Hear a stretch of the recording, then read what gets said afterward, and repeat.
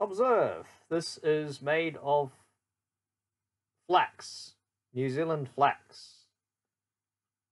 Rather loosely tied together, relatively fresh.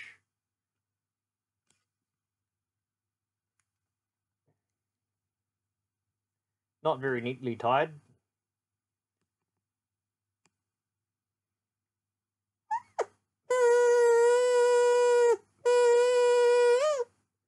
A rather soft reed.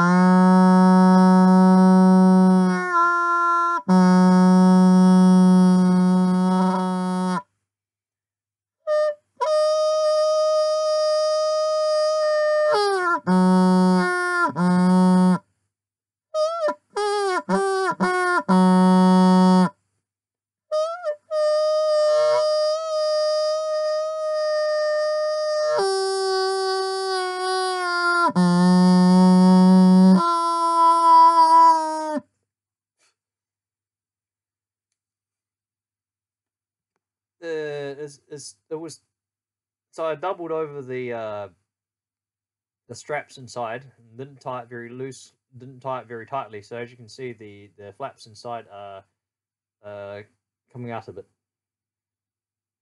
So I based it somewhat on the Southeast Asian palm leaf quadruple reed, but I don't know too much about the finer details of it. But as you can see, even flax like this, which isn't even dried yet, can get quite a. It can act like a reed, even though it's not a reed. Probably better results can be gotten from slightly drier materials.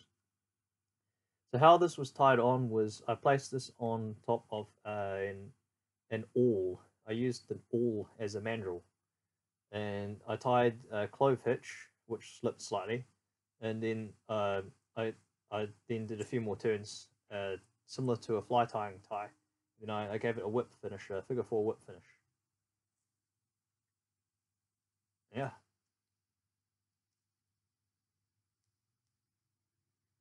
So next step, trying to, instead of using polyester thread, I might try to use actual New Zealand Flax harakeke thread. See if I can make it a fully indigenous materialed reed instrument. Obviously, I might just cheat with the wood though, and just use this piece of bamboo instead of indigenous timber.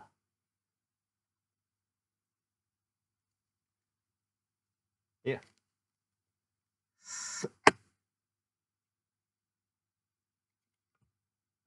The main thing is the side. It needs to be tied and tight enough so that there isn't this gap. This gap here just appeared. The two sides have to be close enough that they will almost touch, or they will touch, or touch. So as soon as there's a gap in the side, the air will leak out the side. So basics in reed tying.